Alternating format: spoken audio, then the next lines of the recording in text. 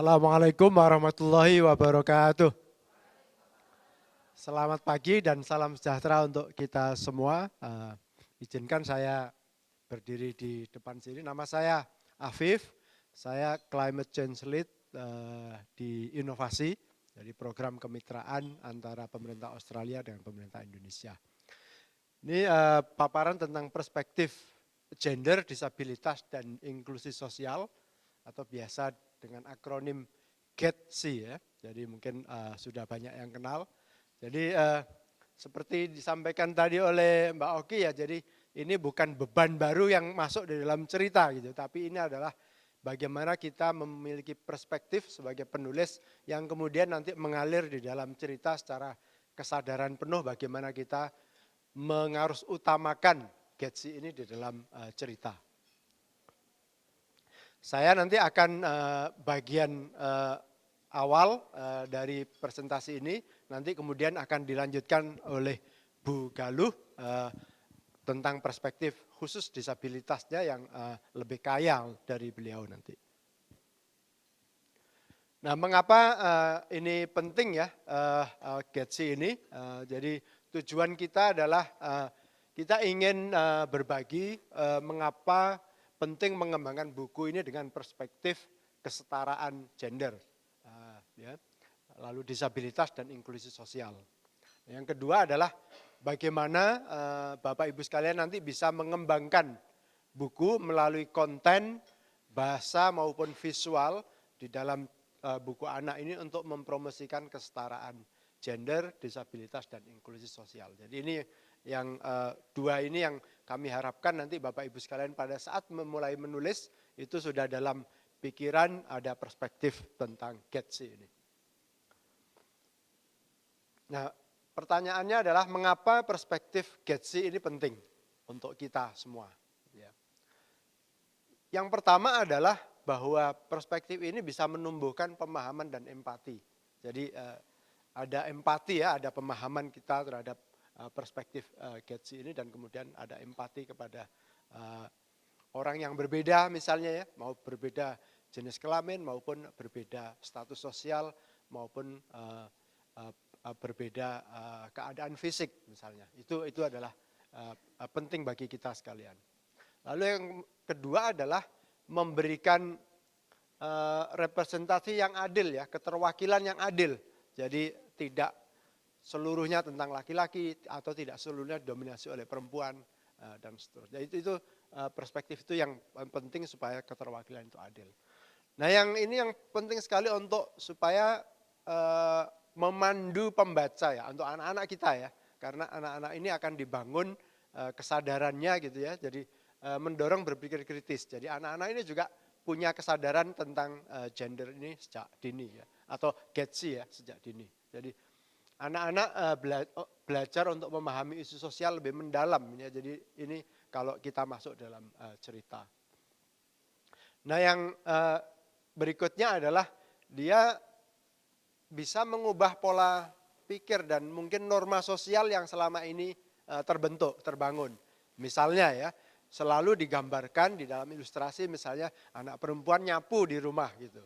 Nah, itu kita harus mengubah itu ya supaya bukan mengubah, istilah mengampanyekan perspektif sebetulnya anak laki juga bisa menyapu gitu.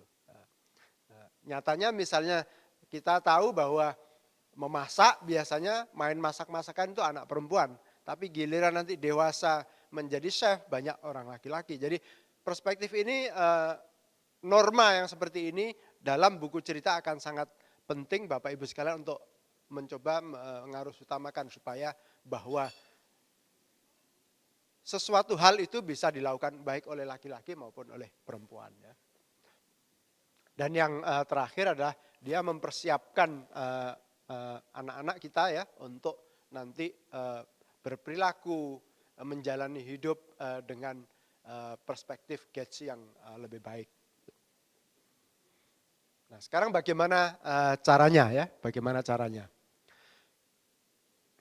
Ada banyak cara ya sebetulnya. Ini contoh saja ya, contoh saja. Yang pertama adalah representasi karakter yang beragam dan berimbang. Ini kita garis bawahi beragam dan berimbang. Jadi tidak hanya beragam saja, tapi juga berimbang. Jadi misalnya nanti sampai di dalam praktiknya nanti itu bisa kita hitung sebetulnya penokohan ini banyak perempuan atau banyak laki dalam satu buku keseluruhan. Jadi itu menjadi penting supaya kita berimbang. Lalu kemudian, nah ini kita perlu menghadirkan tokoh perempuan dan laki-laki dalam berbagai peran tanpa stereotip ya. Jadi tadi yang saya contohkan tadi, jadi menyapu itu atau pekerjaan-pekerjaan domestik mesti anak perempuan dan atau sebaliknya. Atau misalnya yang di sekolah misalnya yang jadi ketua kelas laki-laki, yang jadi sekretaris perempuan. Jadi stereotip seperti itu yang dalam buku cerita kita bisa masukkan supaya itu tidak terjadi ya. Jadi itu yang kita inginkan. Jadi tampilkan keberagaman sosial dan budaya untuk mencerminkan inklusi, ini juga penting. Jadi Bapak Ibu sekalian ini penting sekali. Lalu karakter dengan disabilitas yang aktif dan berdaya, bukan karena dikasihani misalnya. Ada seringkali ilustrasi itu yang disabel tapi kemudian dia dipinggirkan atau dia sedang didorong misalnya seperti itu. Jadi tidak berdaya, jadi bukan kan sebetulnya ada yang dia bisa nanti ada contoh yang dia sebetulnya bisa bermain olahraga bersama-sama gitu. Nah, itu yang kedua adalah narasi yang mengedepankan kesetaraan. Jadi supaya jangan bias. Tadi sudah saya contohkan tadi itu penting sekali untuk kita sekalian. Bahasa kita perlu menggunakan bahasa yang netral dan inklusif. Jadi ini juga penting sekali ya. Jadi bahasanya jangan sampai meskipun kadang-kadang joke kita itu juga perlu kita pilih supaya yang tidak macam-macam menjadi body shaming, itu termasuk diantaranya ya. Jadi stereotip perempuan atau laki-laki, itu juga kita jaga. Lalu yang ketiga adalah perspektif dari ilustrasi dan visual. Ini sangat kuat ya kalau ilustrasi dan visual ini. Saya kira Bapak Ibu sekalian sudah tahu ini. Nah ini adalah contoh-contoh yang kalau di dalam buku seperti apa. Nah ini misalnya di gambar ya, gambar yang pertama yang atas itu berbeda-beda suku ya, itu ditampilkan keberagaman ya. Lalu kemudian yang kedua ini gambar anak disabilitas, dia bisa bermain bersama-sama, main basket misalnya. Jadi itu contoh yang lebih berdaya. Nah yang ini contoh yang ketiga, jadi biasanya ada stereotip bahwa anak laki-laki itu dia misalnya pilihan jurusannya itu harus teknik, harus pertambangan, harus apa gitu. Sebenarnya laki-laki perempuan juga bisa menjadi insinyur dan seterusnya. Jadi ini adalah contoh-contoh profesi yang juga bisa digambarkan di dalam buku supaya kita bisa mengubah norma stereotip yang tidak tepat itu. Lalu ini contoh yang di bawah yang saya sebut ya, anak-anak juga bisa mencuci piring, laki-laki mencuci piring di dapur misalnya, itu juga hal yang biasa yang sebetulnya itu yang kita ingin mengubah norma, jadi supaya tidak selalu bahwa yang bantu di dapur itu harus anak perempuan misalnya. Jadi ini adalah contoh-contoh pengaruh utamaan Getsi ya di dalam penulisan buku. Nah ini contoh yang menarik di dalam salah satu buku yang dibagikan ya. Ini anak disabilitas juga bisa berdaya, ikut tampil bersama-sama untuk tampil di satu pertunjukan misalnya bersama-sama. Jadi tidak misalnya hanya stereotipnya kan orang-orang disabilitas misalnya kesannya hanya misalnya kayak nyanyi-nyanyi di jalan misalnya atau apa. Jadi itu yang perlu kita istilahnya kita ubah gitu supaya stereotip seperti itu tidak muncul dan lama-lama akan kita menuju kesetaraan gender, disabilitas dan inklusi sosial. Ya, silakan Bu Galuh.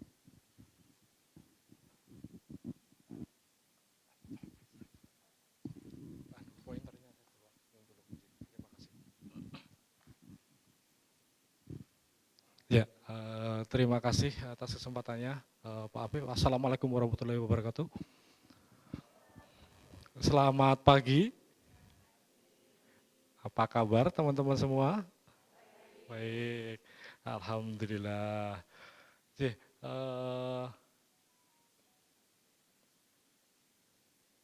sebelumnya perkenalkan nama saya Galuh. Biasanya dipanggil seperti ini. Ya, ini nama isyarat saya. Pak Afif seperti ini. Yang ini Mas Pong. Biasanya teman-teman tuli itu kan tidak memanggil dengan suara aja. Jadi ada tanda, ada sign khusus yang ini sebenarnya huruf G terus ditempelkan ke pipi. Mas Pong karena giginya juga ompong satu gitu. Jadinya Mas Pong gitu. Pak Afif gitu karena ya itu bukan sebuah bullying sebenarnya tapi cuman lebih ciri-ciri yang secara visual itu lebih ikonik begitu. Yang khas. Ya, baik, kita lanjutkan materinya.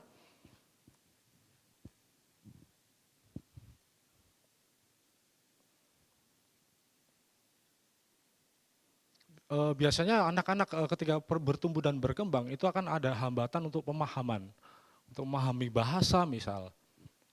Ada yang terlambat belajar bahasa Indonesia misalnya, seperti saya, karena tidak ada aksesnya sebenarnya, Bapak Ibu semuanya. Jadi buku-buku yang ada di zaman saya dulu itu memang sulit untuk dimengerti. Menulis itu sebuah momok, sebuah ketakutan bagi saya. Sehingga pada faktanya komunikasi juga akan terhambat.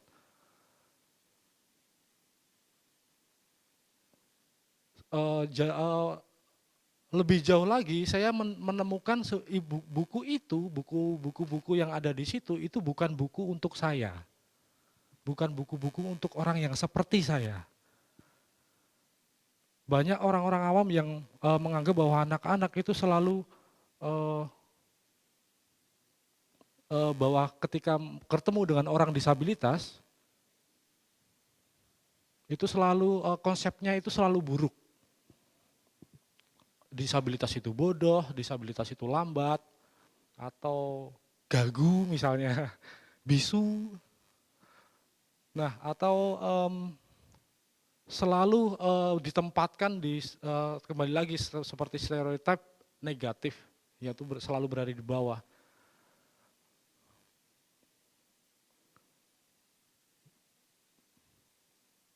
Ya banyak cerita-cerita yang dulu ya, misalnya disabilitas itu orang yang selalu meminta-minta, selalu bergantung, jadi malah bahkan kesannya kok seperti setan gitu ya, ditakuti gitu disabilitas itu. Atau seperti misalnya ya ada satu contoh,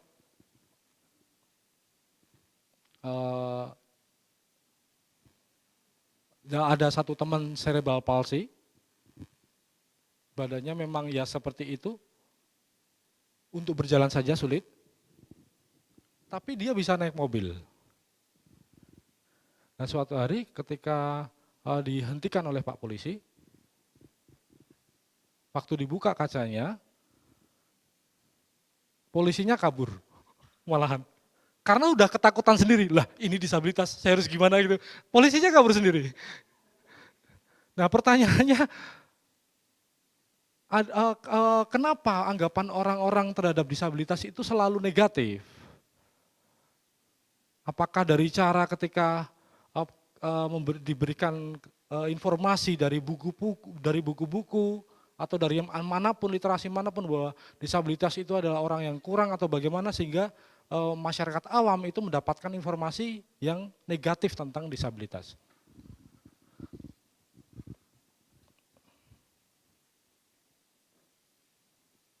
Ada dua perspektif yang dalam memandang disabilitas. Yang satu perspektif medis, yang melihat disabilitas itu adalah sesuatu yang rusak, yang harus diperbaiki, harus dibantu, harus ditolong, harus selalu apa-apa disupport misalnya.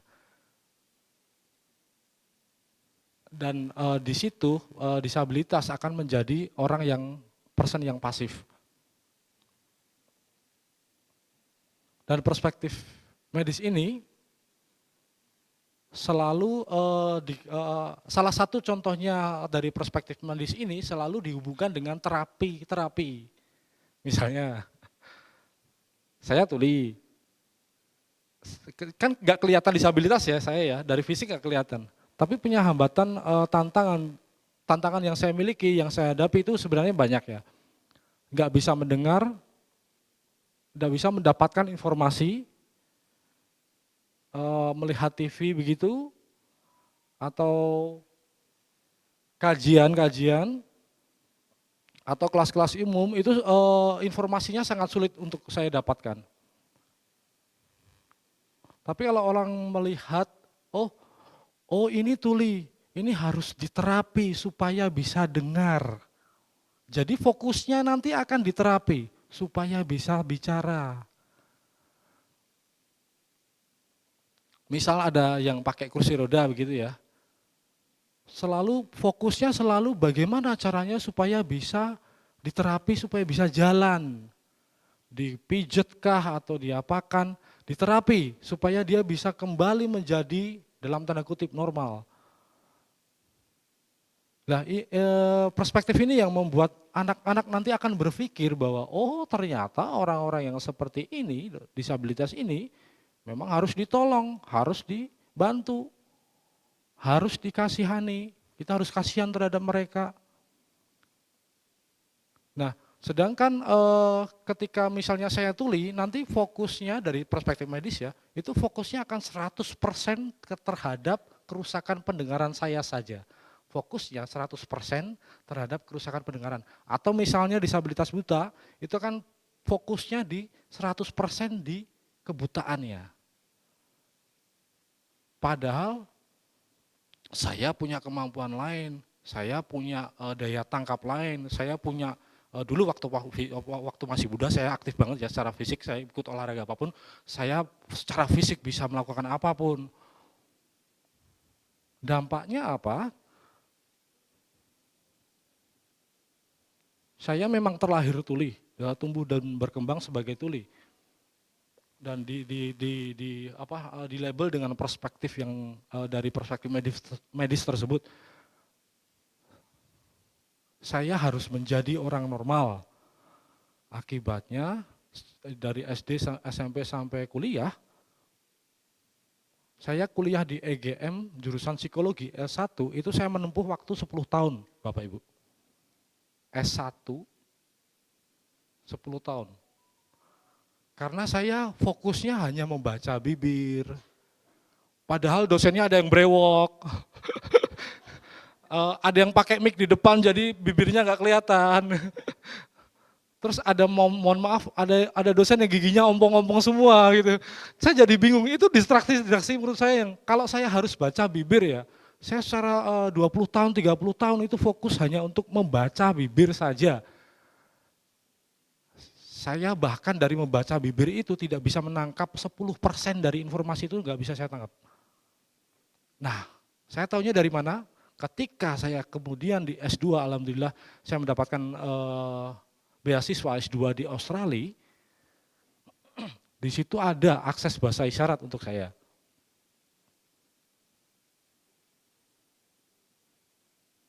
Saya ambil S2-nya Sign Linguistik, sastra bahasa isyarat. Saya cukup kaget, dari pihak kampus itu memberikan pendamping atau memberikan fasilitas kepada saya itu ada 4 orang Bapak Ibu. 2 orang penerjemah bahasa isyarat, 2 orang notaker. Karena bahasa isyarat berbeda dengan bahasa Inggris ya Bapak Ibu, atau dalam tulisan itu berbeda. Saya menempuh kuliah S2 itu 2 tahun Bapak Ibu, dan nilai saya A semua. Itu kenapa? Saya bukan mau menyombongkan, tidak ya. Tapi kenapa bisa terjadi seperti ini?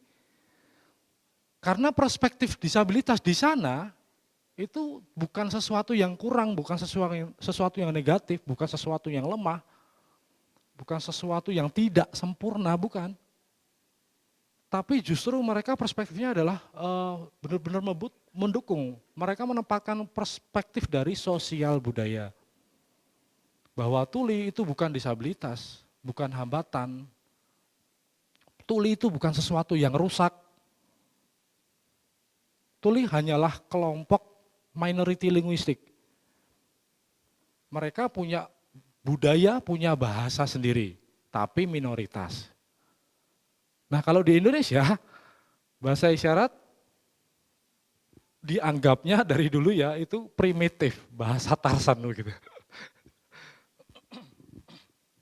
Bahasa yang mungkin bisa dibilang bahasa sederhana begitu. Ya, kita coba slide selanjutnya aja.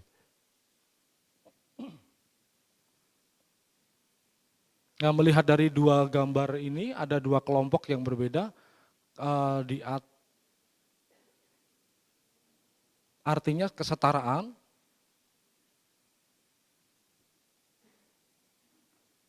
Adil. Adil, kalau adil itu seperti apa sih? Konsep adil itu seperti apa sih? Ada yang mau menyampaikan, berani menyampaikan? Oke.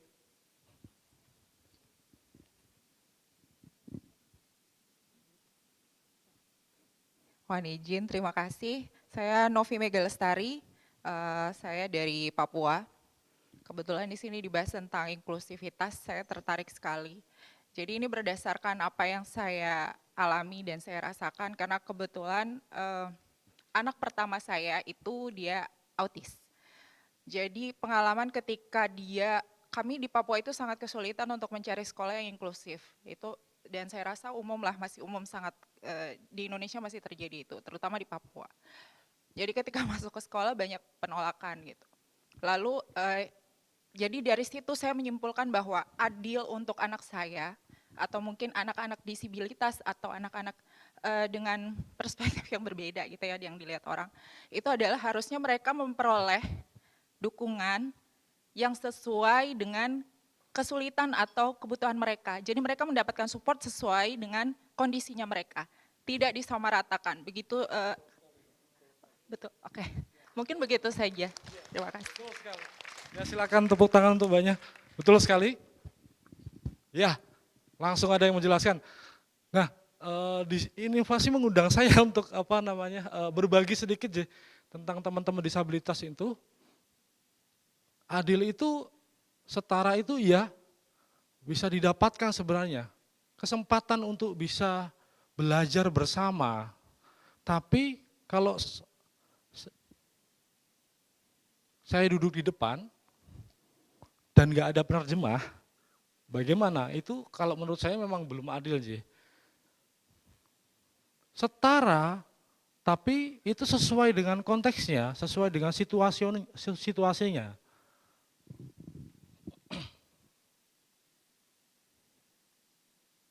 Kalau saya di dalam kelas disuruh duduk di belakang, tapi di depan disediakan penerjemah, oke, itu buat saya oke.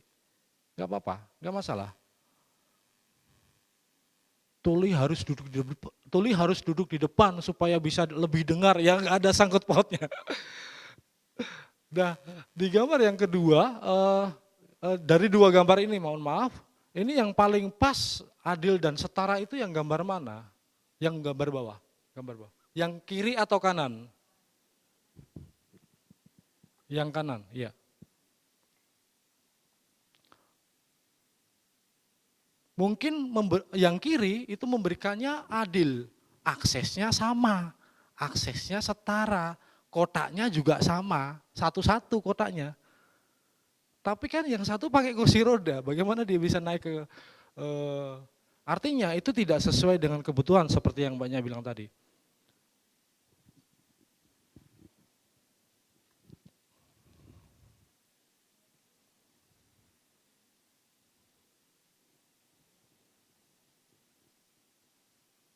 Nah ini konsep tentang inklusi sosial. Dari gambar A, B, C.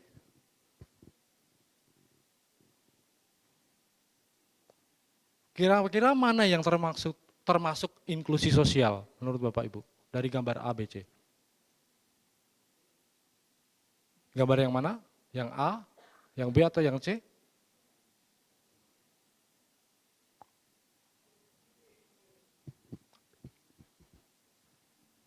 Ya, sudah bisa menilai rupanya ya, sudah mulai paham rupanya ya, Bapak Ibu, siap.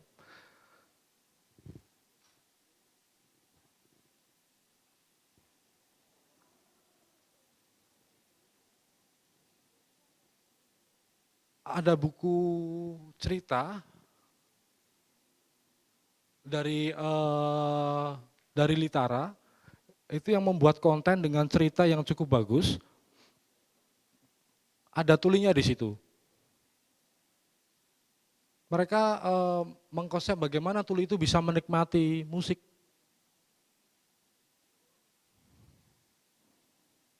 Ada yang bilang tuli itu nggak perlu merasakan musik, kan nggak dengar. Udah menari aja gitu.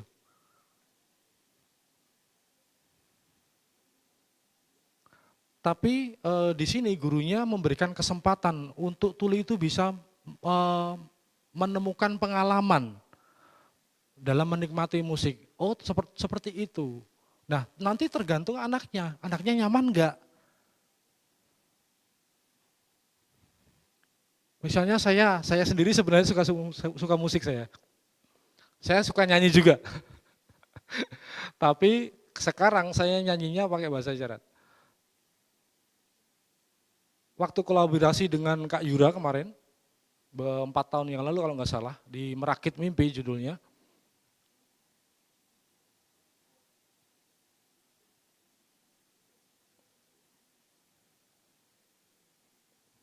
Kak Yura tidak bertanya, Kak Yura tidak mengajari saya bagaimana saya menikmati musik. Atau seharusnya saya belajar menyanyi atau bagaimana. Tapi Kak Yura bertanya bagaimana saya bisa menikmati musik.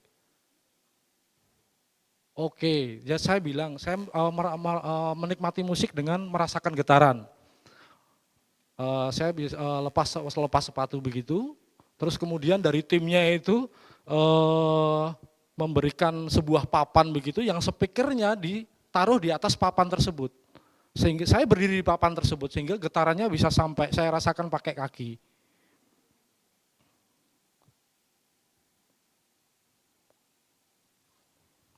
Sama dengan teman-teman yang menulis ataupun ilustrator. Dari materi Ibu Oki tadi, itu memang Masya Allah luar biasa. Saya pengen kerja sama Bu. Lah, menulis atau membuat cerita sama juga. Bukan tentang bagaimana membawa cerita kita, menyuguhkan cerita ke anak-anak atau ke pembaca. Ini bukan diri kita yang menyediakan atau memaksa atau menggurui, itu bukan. Tapi bagaimana kita sebagai penulis atau ilustrator bisa menempatkan perspektif kita di perspektif pembaca. Dalam hal ini adalah perspektif anak-anak atau disabilitas. Kalau misalnya ada yang pengen menulis cerita tentang anak yang buta, anak yang netra. Ini bukan tentang, aduh kasihan ya kamu buta, tak tulis ceritanya, tak angkat ceritanya. Bukan.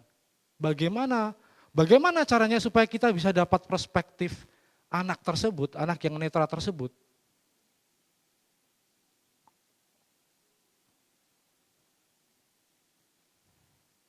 Biasanya kalau ilustrasi kalau orang yang buta itu kan rambutnya diikat, pakai ikat kepala, terus bahkan mungkin pakai kacamata atau pakai penutup mata ya yang diikat gitu. Imajinasinya seperti itu. Terus ada bawa monyet di pundaknya sama tongkat gitu. Atau mungkin ada yang mengilustrasikan sebagai pengamen di pinggir jalan pakai kacamata hitam. Banyak teman-teman yang teman-teman netra kita yang ilustrator juga. Dia nggak bisa lihat, tapi dia ilustrator. Bagaimana coba teman-teman? Itu ada, banyak teman-temannya. Ada teman-teman netra itu yang fotografer.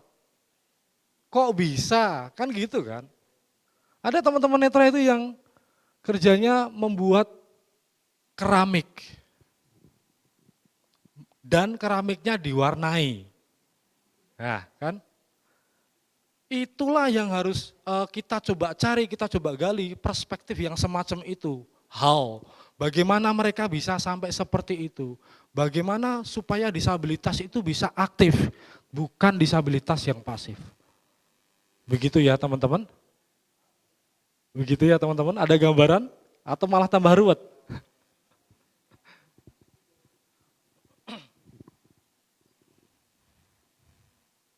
Dari 2 tahun yang lalu, ini buku yang dikembangkan oleh Pusbuk. Bukunya ceritanya bagus-bagus. Tapi waktu itu belum ada akses bahasa isyarat.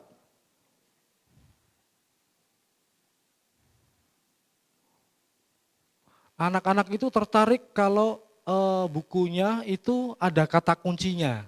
Istilahnya begitu, kata kunci. Kata kunci ini berguna untuk guru ataupun orang tua ataupun orang dewasa itu dalam storytelling, mengembangkan storytelling. Nah, ini dengan kata kunci ini ceritanya menjadi lebih hidup. Nah, kita mengembangkan buku ini. Atau bagaimana misalnya tokoh dalam cerita tersebut, seperti hewan misalnya, itu hewan bisa berisyarat. Misal seperti ini, ada kucing, nah di sebelah samping itu ada kata kunci dalam bahasa isyaratnya.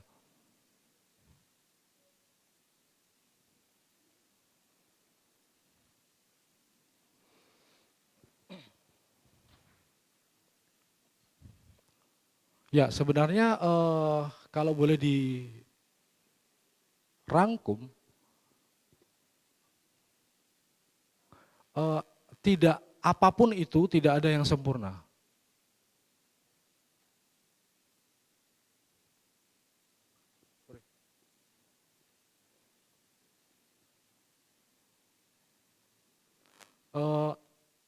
Aspek apapun yang tidak sempurna itu biasanya diangkat dan diambil sebagai kekuatan dalam sebuah cerita. Sehingga mempunyai dampak untuk membangun karakter anak. Ada satu buku dari Bu Sofi juga bukunya. Beliau bercerita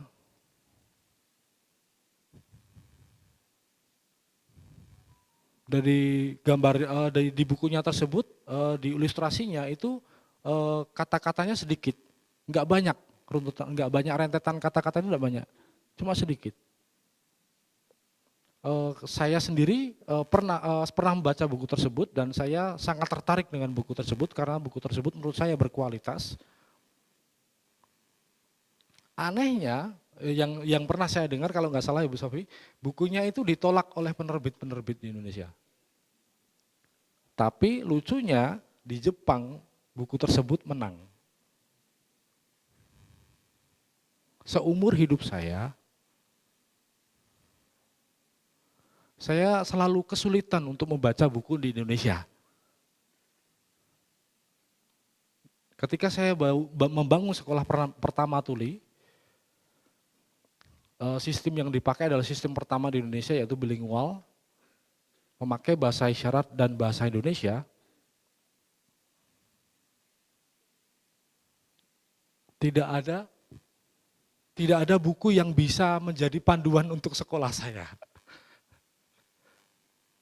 Jadi saya selalu membuat sendiri materinya, itu kita dan tim selalu membuat sendiri materinya. Boleh saya pinjam bukunya tadi, Bu?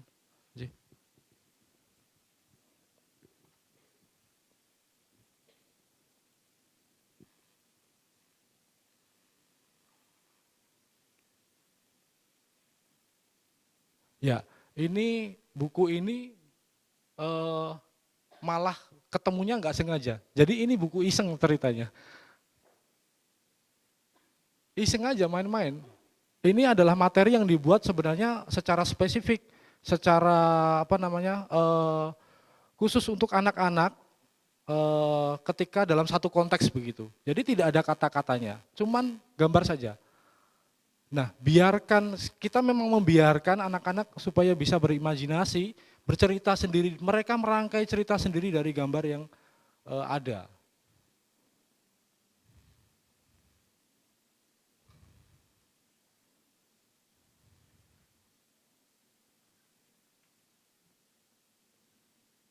Nah, akhirnya kita memberikan ini yang tidak ada, memang tidak ada, kita terinspirasi dari Bu Sofi, memang di buku ini tidak ada kata-katanya. Itu akan membantu anak-anak untuk bisa mengembangkan imajinasinya dalam bercerita. Plus dihubungkan atau di tempat kita itu dikorelasikan dengan bahasa isyarat. Jadi tujuannya adalah membuat anak-anak itu bisa bercerita dulu, apapun bahasanya. Dalam konteks ini, dalam sekolah kita itu membuat supaya anak-anak bisa bercerita dulu dalam bahasa isyarat.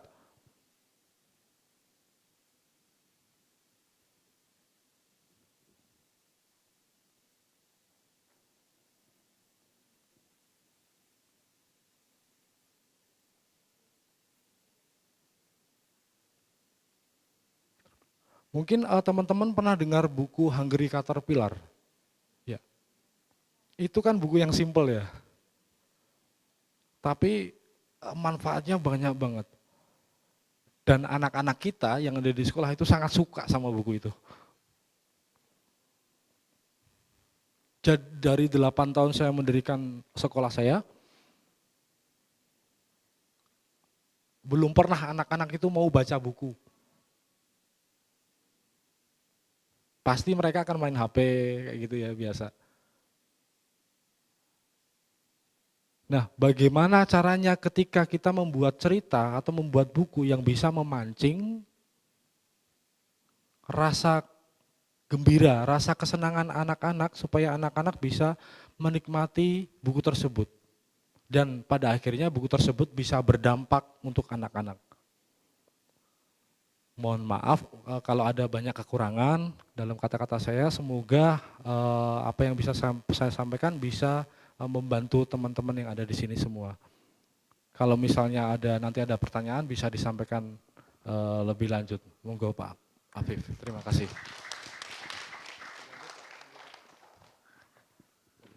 Oke, baik. Terima kasih banyak Bu Galuh dan Pak Afif.